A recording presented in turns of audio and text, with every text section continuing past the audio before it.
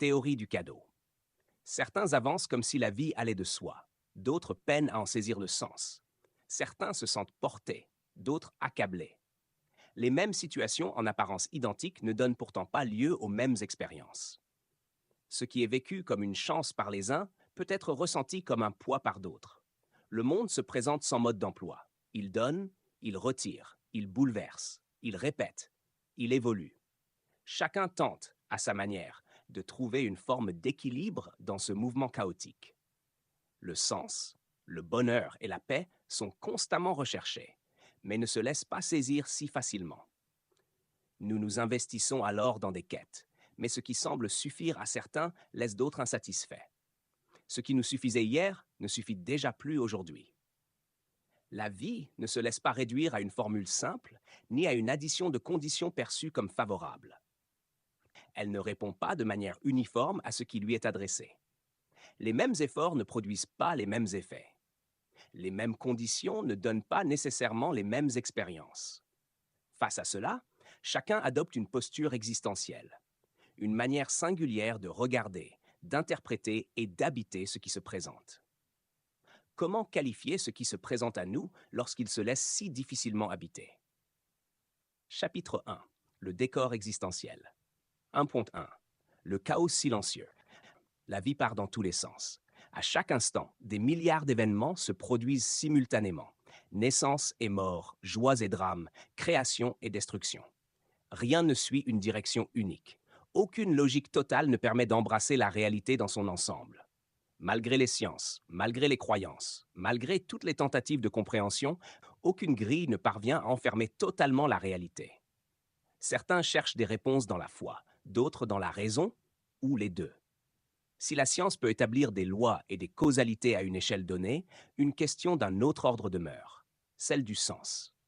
L'univers, lui, ne livre pas de signification ultime. Les événements se produisent, les faits sont là, observables. Mais leur portée, leur raison d'être profonde, reste une énigme. Nous projetons alors des significations sur les rencontres, les accidents, les hasards. Ces récits sont nos interprétations. Dans l'absolu, l'univers reste silencieux sur la question du pourquoi. Et même les grilles de lecture que nous croyons les plus objectives ne font que refléter la perspective à partir de laquelle nous sommes capables de regarder. En effet, ce qui paraît certain à une époque peut cesser de l'être à une autre.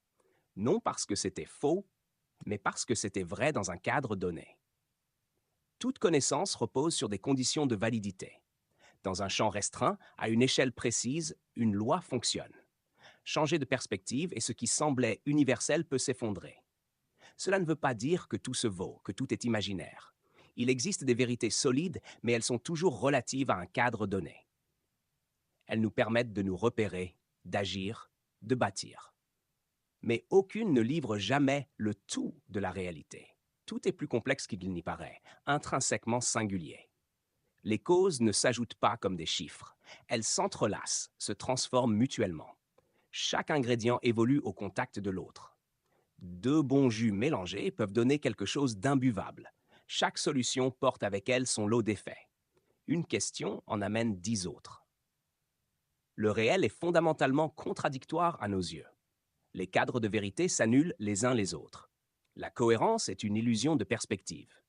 Il n'existe pas de position depuis laquelle parler sans contradiction. Chaque affirmation enferme sa propre négation. On ne choisit pas la vérité, on choisit ses contradictions. C'est donc ce que sont les théories, les concepts, les systèmes d'idées, des tentatives de capture du réel, des représentations partielles, jamais la réalité elle-même. Aucun n'épuise le monde. Le savoir humain est limité et relatif. L'ignorance, elle, est infinie. Ainsi, l'univers n'offre ni clé, ni garantie, ni sens unifié. Il ne nous révèle rien de définitif, ni par ses lois, ni par ses silences. Tout se déroule dans un mouvement que nous ne contrôlons pas, sans orientation ultime, sans promesse claire. Dans ce chaos silencieux, un mot me paraît juste pour qualifier ce qui se déroule. La vie est une expérience. Je l'emploie dans son sens le plus neutre, ni positif, ni négatif, ni spirituel. Au sens le plus pragmatique et brut, le fait d'éprouver quelque chose, d'être affecté par un événement.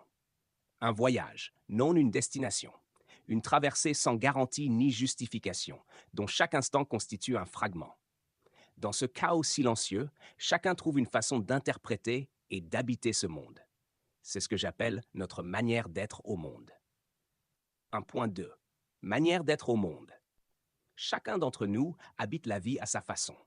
J'appelle manière d'être au monde la façon singulière dont une personne perçoit et interprète la réalité, la manière dont elle s'y positionne et y répond. Ce n'est pas une étiquette figée, mais une orientation globale qui se construit au fil du temps. Elle alimente notre existence autant qu'elle est alimentée par elle. Chaque expérience influence notre regard, et ce regard façonne à son tour la manière dont nous traversons les situations, dont nous répondons aux autres, dont nous vivons. Concrètement, cela peut prendre des formes très différentes. Certains sont plutôt curieux et ouverts.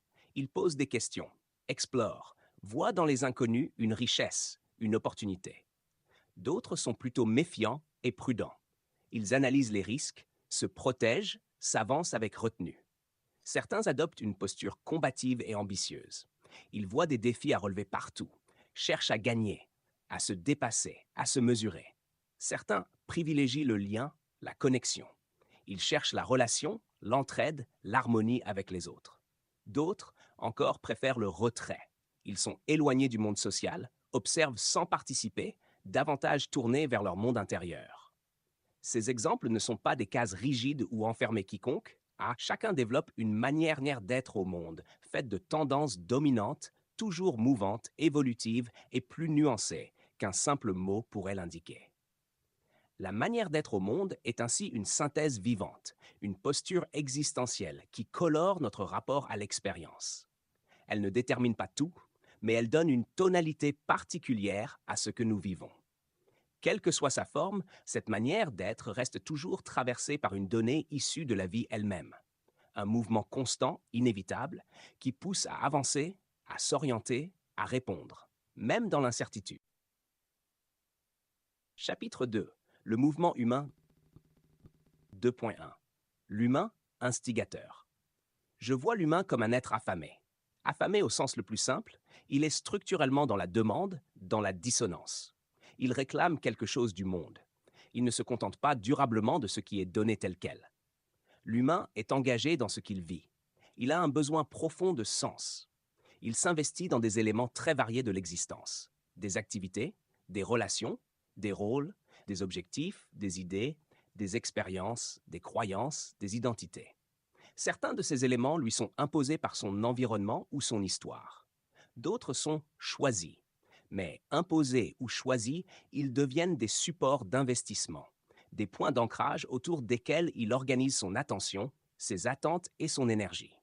À son échelle, chacun poursuit des quêtes pour nourrir son besoin de sens, de survie. Ces quêtes sont très variées. Certains cherchent avant tout de la sécurité, quand d'autres cherchent de la reconnaissance ou de l'attention. Pour d'autres encore, il s'agit d'intensité, de capacité, de progression ou de maintien.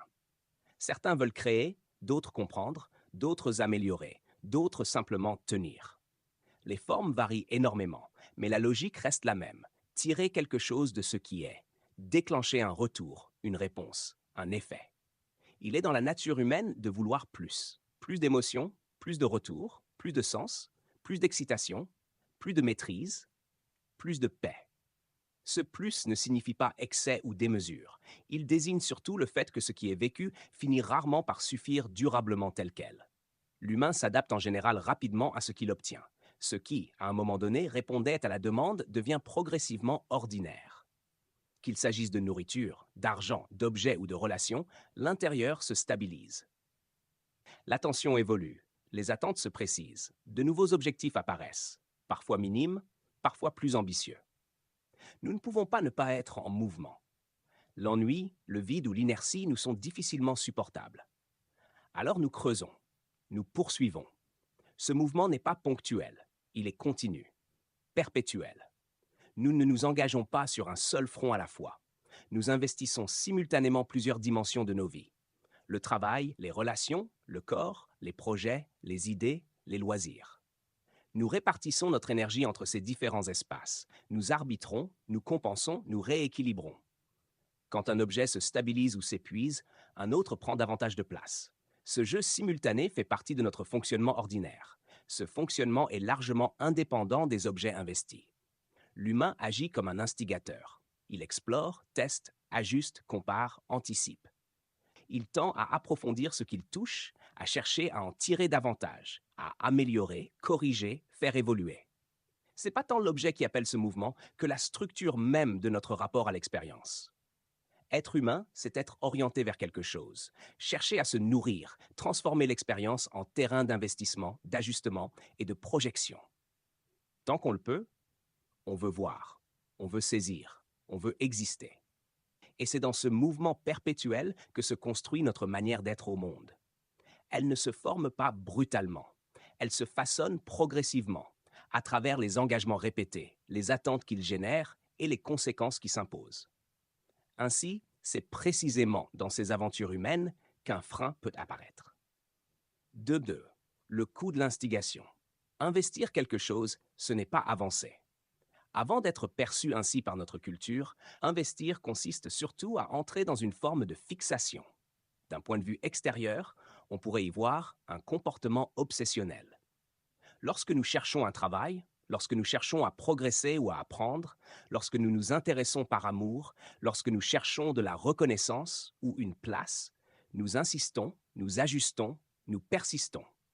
L'attention se resserre, l'énergie se concentre et l'objet recherché devient central. Nous nous acharnons, d'une manière ou d'une autre, sur ce vers quoi nous nous orientons. Mais toute instigation a un coût. Rien ne se vit sans contrepartie. Ce coût peut être discret ou évident, immédiat ou différé, mais il est toujours présent. C'est le coût de l'expérience. Il englobe l'ensemble des éléments, tangibles ou non, vécus par un individu et qui lui sont défavorables, d'une manière ou d'une autre. Dans les relations, aimer, c'est courir le risque d'être déçu. S'attacher, c'est ouvrir la possibilité de la séparation. Se confier, c'est s'exposer à la déception. Partager, c'est accepter le risque de l'incompréhension ou de l'indifférence. Dans le rapport aux objets, posséder, c'est s'exposer à la perte et à la détérioration. Ce qui est neuf finit par s'user. Ce qui est solide aujourd'hui peut se casser demain. La perte n'est pas certaine, mais elle reste toujours possible. Le corps est le lieu où le coût se manifeste de la manière la plus directe. Vivre, c'est vieillir. Chaque souffle rapproche du dernier. La douleur et la limite ne sont pas des anomalies. Elles accompagnent l'existence dès le départ. Dans le temps, vivre un moment, c'est déjà le laisser derrière soi. Et enfin, la vie elle-même. Naître, c'est entrer dans une trajectoire qui mène à la fin. Donner la vie, c'est donner accès à la souffrance. Le bonheur lui-même porte déjà en lui la certitude d'un terme. C'est pourquoi beaucoup en ont peur, peur d'y prendre goût. Le bonheur prend une forme dérivée lorsque la paix ne lui est pas directement préférée. Ainsi, le coût ne prend pas une forme unique.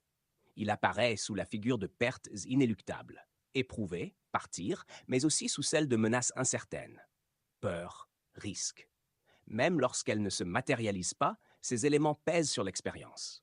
Le coût fait partie intégrante de la vie, et donc de nous-mêmes. Sa présence est universelle, mais l'expérience que chacun en fait est singulière. Ce que nous en percevons, ce que nous en retenons, dépend de notre histoire, de notre état intérieur, de notre regard. Il arrive cependant que nous soyons davantage marqués par ce qui est défavorable que par ce qui est favorable. Au-delà des différences individuelles, cette sensibilité accrue peut être socialement construite. Elle peut orienter profondément notre manière d'être au monde. Ainsi, une parole blessante peut marquer davantage qu'un mot tendre. Une perte peut rester présente là où un gain s'efface rapidement. Une douleur passée peut hanter, là où un plaisir s'atténue. Au-delà de ces variations, certains éléments traversent toutes les existences. La douleur, la peur, le risque, la déception, l'angoisse. Mais le rapport que l'on entretient avec eux varie d'un individu à l'autre, d'un groupe à un autre, d'une civilisation à une autre. La signification qu'ils prennent, le rôle qu'ils jouent, ne sont pas identiques. La constante du coût est donc aussi une expérience subjective. Elle s'impose en deux temps, par sa réalité, puis par la manière dont l'esprit humain la ressent, l'interprète et la fait résonner. Ainsi, le coût et la souffrance forment la toile de fond incontournable de toute existence. Elle en est la traduction sensible. Il ne peut pas y avoir de vie sans difficulté, sans qu'à un moment ou à un autre, elle ne se manifeste sous la forme d'une douleur. La souffrance dimensionne notre manière d'être au monde. Elle agit comme un signal qui façonne nos perceptions, nos pensées, nos comportements et nos liens. Elle devient plus qu'une conséquence. Elle est un principe organisateur. Elle calibre d'abord notre perception, puis oriente nos raisonnements, nos anticipations. Nos calculs sont en grande partie des tentatives de prévenir un dommage futur. Nous classons, catégorisons, imaginons pour réduire l'incertitude, car l'incertitude elle-même est source de malaise. L'intelligence humaine repose largement sur des mécanismes de prédiction et de prévention de la souffrance. Elle influence enfin nos comportements sociaux. Nos règles, nos normes, nos accords implicites ne sont pas apparus par hasard. Ils constituent des dispositifs visant à répartir les coûts et à limiter les souffrances.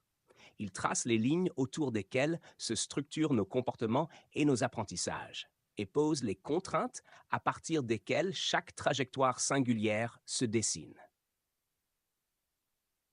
Chapitre 3. Le cadeau 3.1. La genèse du cadeau. C'est donc dans ce décor existentiel, qualifié de chaos silencieux, que nous nous investissons dans des quêtes. Des quêtes traversées d'incertitudes, de déséquilibres et de contraintes invisibles. La vie ne se présente pas comme un chemin tracé, bien que ce soit précisément ce que nous tentons parfois de présenter, voire de construire, mais comme un espace mouvant, instable, partiellement lisible et profondément subjectif. C'est dans ce chaos que l'humain avance. Chercher un travail, une relation, une sécurité, une reconnaissance ou un sens, ce n'est pas seulement poursuivre un besoin précis, c'est tenter de comprendre, de contenir ou d'apprivoiser ce chaos. On tente d'y mettre de l'ordre afin de tirer profit des situations. Pourtant, malgré ces tentatives, le sens ou la paix tant recherchés ne suivent pas une ligne claire. L'argent ne peut être définitivement synonyme de bonheur. La sécurité peut enfermer la vie, tout comme elle peut lui permettre de se déployer. La nature ne peut être injuste, pourtant il est profondément injuste de penser qu'elle est juste. Quand certains cherchent un endroit où dormir, d'autres se sentent seuls dans une maison bien trop grande. Quand certains espèrent être aimés pour trouver le bonheur, d'autres trouvent le bonheur en jouant avec les sentiments des autres. Certains passent une vie cloîtrée au même endroit et font plus le tour du monde que ceux qui sont sans cesse en mouvement. Certains passent leur vie à lutter contre la maladie, quand d'autres ignorent même qu'il soit possible de ne pas être en bonne santé.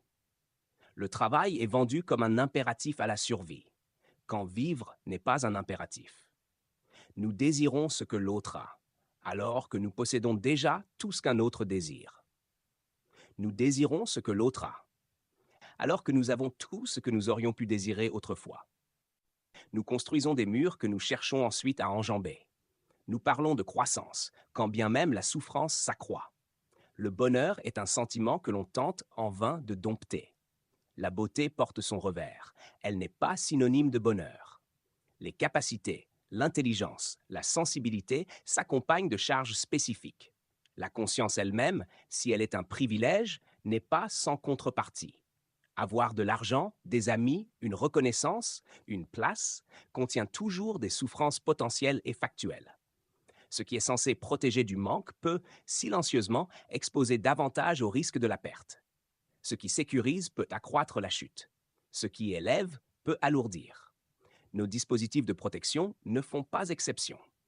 Les règles, les rites, les contrats sociaux, les conditions de vie pensées pour réduire les coûts peuvent, en cas de rupture ou de défaut, intensifier la souffrance. Ce qui était autrefois un gain devient un minimum exigé. Ce qui relevait d'une amélioration devient invisible. Ce qui devait rassurer devient une norme à laquelle il faut désormais se conformer. Plus la protection est intégrée, plus son absence peut être violente. Face à un réel aussi vaste, contradictoire et instable, il devient impossible de tout embrasser à la fois. Cette complexité ne peut être vécue telle qu'elle.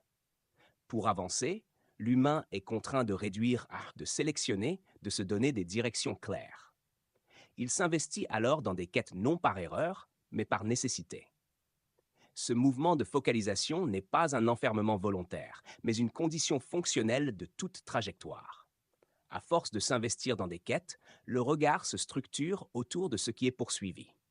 Ce mouvement n'a rien d'exceptionnel. Il accompagne toute construction, toute trajectoire, toute implication réelle.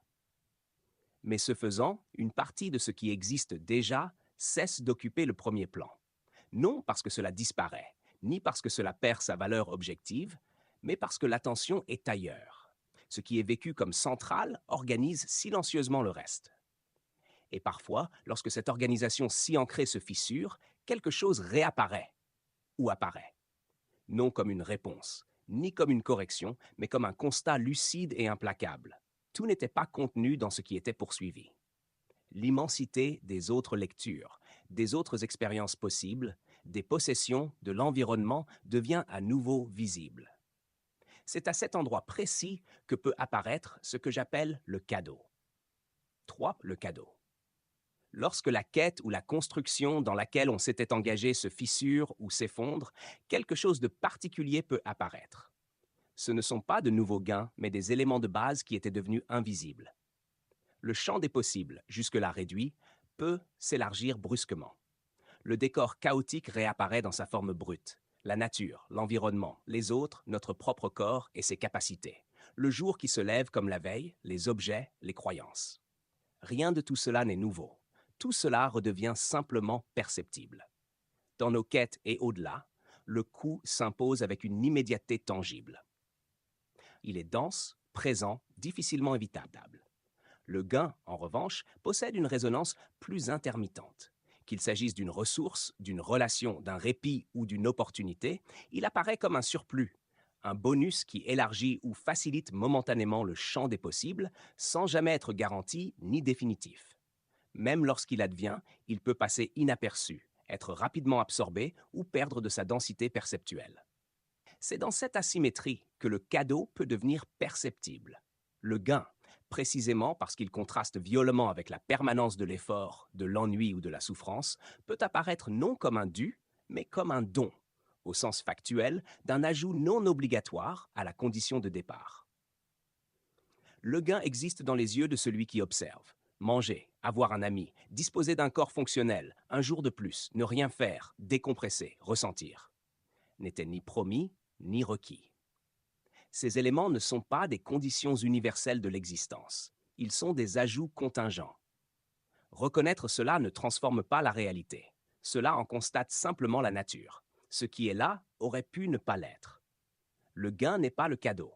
Le cadeau est cette reconnaissance, cette conscience que tout est éphémère, que rien n'est éternel, à commencer par les gains. Il n'abolit ni le coût, ni la souffrance, ni la perte. Il ne promet ni bonheur, ni réparation. Il modifie seulement la lecture de ce qui apparaît et de ce qui est. Non comme l'exécution d'un dû, mais comme un surplus contingent, à commencer par la vie elle-même. Dire qu'un élément est un cadeau ne prescrit ni la valeur qu'on lui accorde, ni l'attachement qu'on lui porte. Cela n'impose ni gratitude, ni renoncement, ni optimisme.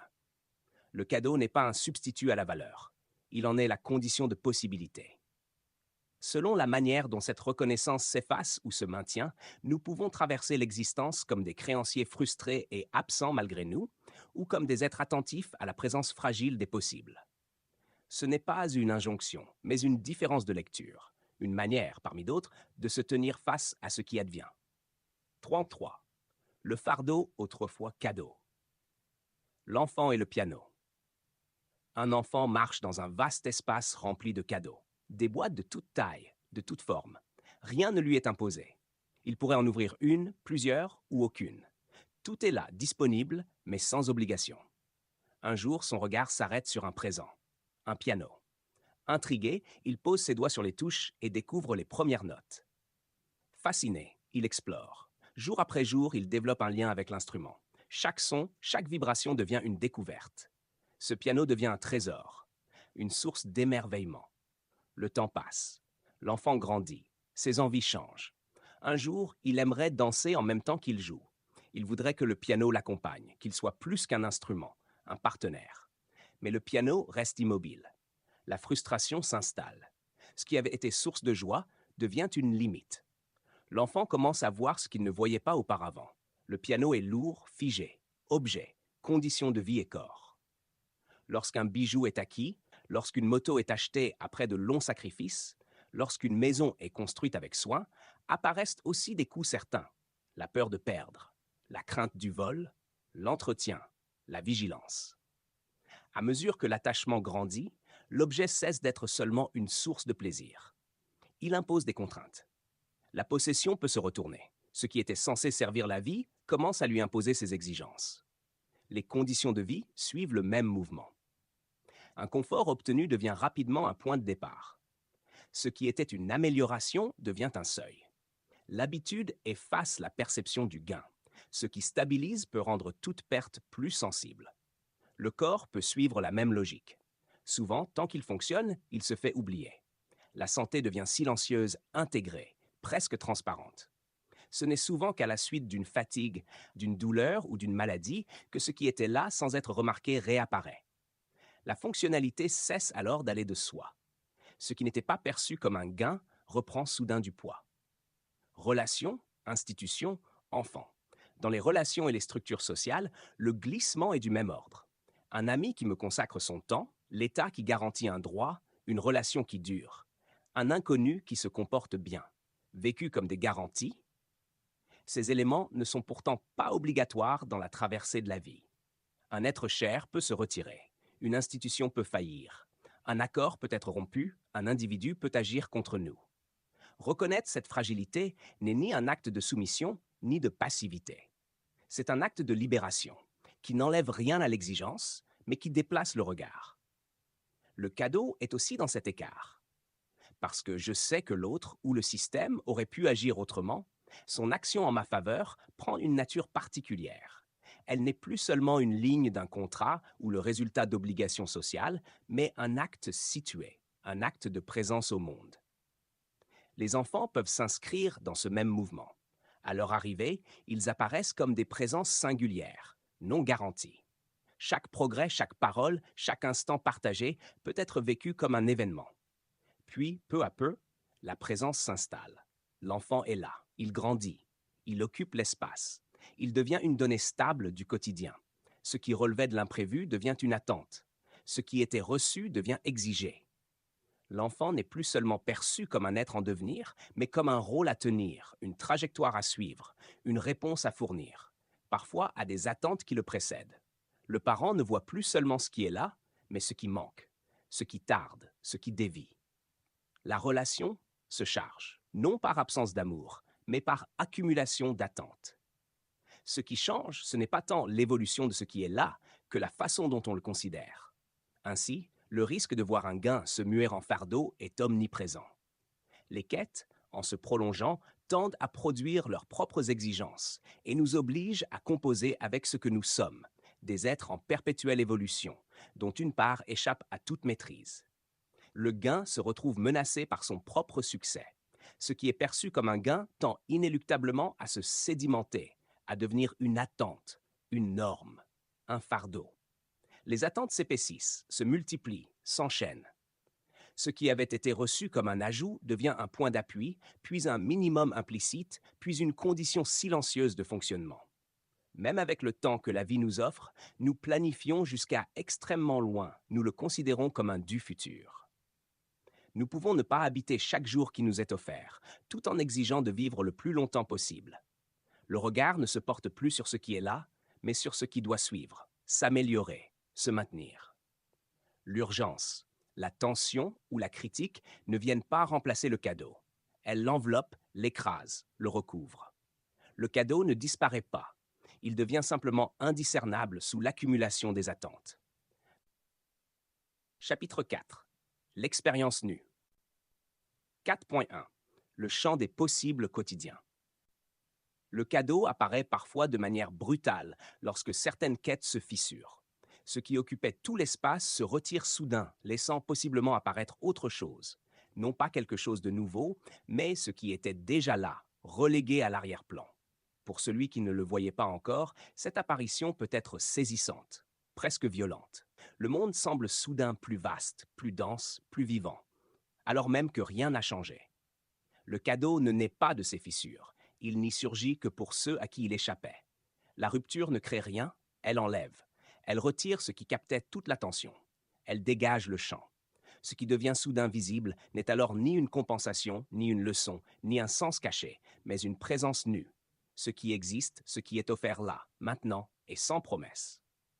Dans la vie ordinaire, le champ des possibles est bien plus vaste que ce que nous percevons. Pourtant, dans la pratique, des habitudes, une identité, un projet, des relations, des automatismes, ainsi que des attentes et des croyances sur ce que nous et les autres devrions faire ou ne pas faire, réduisent drastiquement ce champ. C'est là que la théorie du cadeau prend tout son sens. Non pas comme une invitation naïve à voir les choses positivement, surtout pas, mais comme la possibilité d'entrer dans l'expérience de la vie avec un regard plus nu. La réalité est souvent bien plus ouverte que ce que nous pourrions voir, l'attente. Attendre serait nécessairement perdre du temps.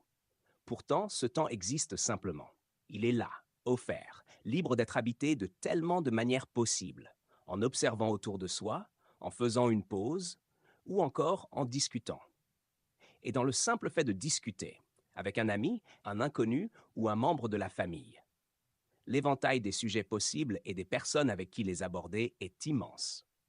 Il en va de même lorsque l'on observe un comportement dérangeant chez quelqu'un, comme si cela constituait une anomalie. La réaction immédiate consiste souvent à s'en agacer.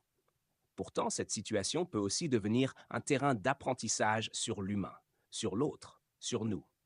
Pour certains, chercher un métier est une expérience angoissante et imposée. Pour d'autres, c'est une occasion de se rencontrer et de se connaître, alors même que les deux vivent la même situation en apparence. Certaines situations deviennent aussi intéressantes parce qu'elles provoquent des émotions fortes. La colère, la honte ou la frustration peuvent être vécues comme des états à éviter. Pourtant, ressentir intensément, c'est la vie, c'est se découvrir, c'est s'expérimenter. Ceux qui ont connu des périodes d'insensibilité ou de vide émotionnel savent peut-être encore mieux qu'éprouver quelque chose, même de manière inconfortable, ne peut être forcément synonyme de quelque chose de mauvais. Le cadeau ne renvoie en rien à une idée de positivité. Il ne désigne pas ce qui plaît, mais ce qui se donne à vivre. Il peut aussi se manifester dans la douleur, comme dans la frustration, mais aussi dans le fait de se retirer, dans le fait de pleurer, de détester, de regretter, de mettre du sens, de déprimer, dans le fait de ne rien faire, dans la possibilité même de s'enfermer dans des croyances ou de rester passif. Le cadeau est dans la conscience que tout est éphémère, rien n'est amené à durer. En ce sens, tout n'est que bonus. Rien n'est dû, rien n'est obligatoire, tout est à habiter, tout n'est que cadeau.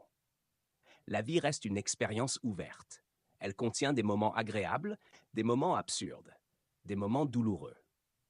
Elle n'est pas un scénario parfaitement maîtrisé, mais une expérience ouverte dans laquelle nous sommes plongés à chaque instant. À chaque réveil, le champ des lectures possibles est immense, bien que nous n'en habitons qu'une infime partie. Le cadeau, ce n'était pas hier, ce n'est pas demain, c'est maintenant. À chaque seconde, il est dans l'instant présent. Ce n'est pas le fait d'être heureux, mais le fait de savoir que, dans l'absolu, la possibilité de tirer quelque chose, ici et maintenant, existe sûrement. De par notre structure, le champ est toujours réduit. En avoir conscience permet de ne pas perdre de vue le cadeau. 4.2 Expérience brute. Certains ont toujours perçu le cadeau, mais qu'il se révèle ou qu'il ait toujours été là. Dans les yeux de celui qui observe, le cadeau reste une expérience déroutante par nature.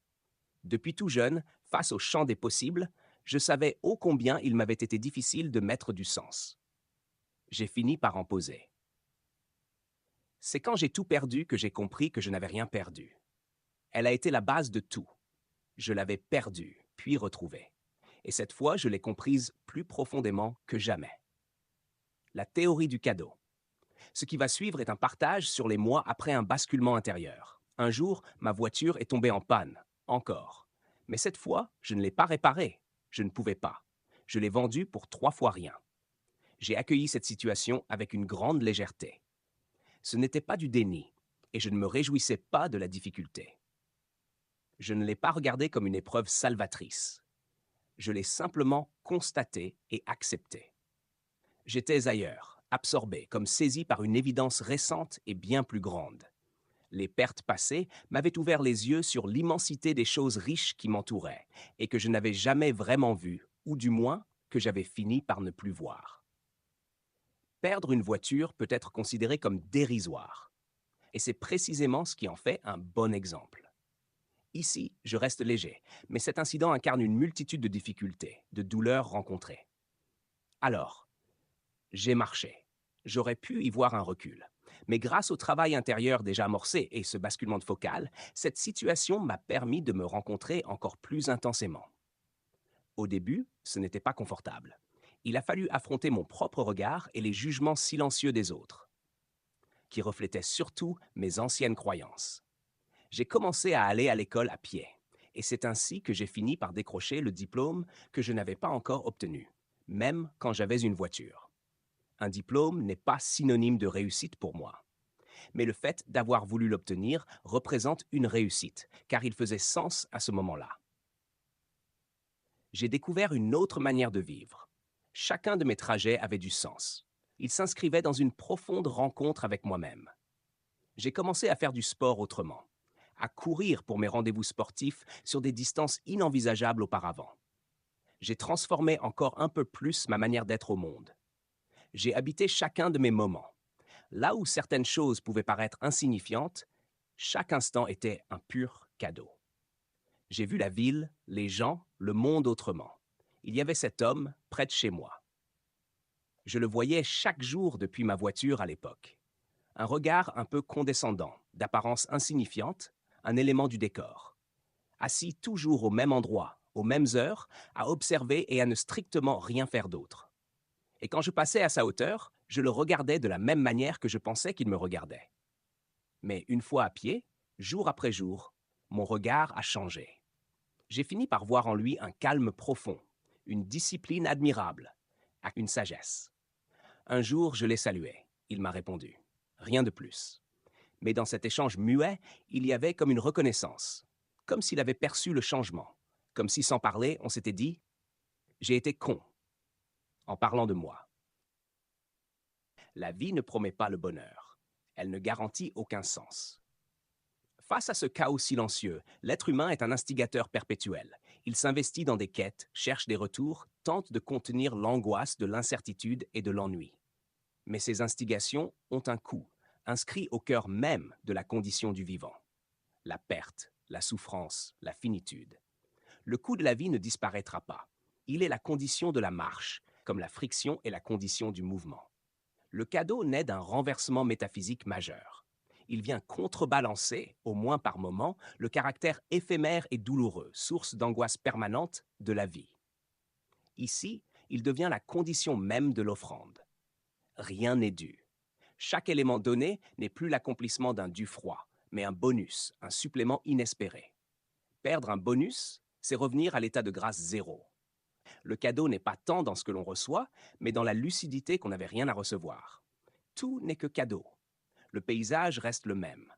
Seule la manière de l'habiter change, au moins par moment.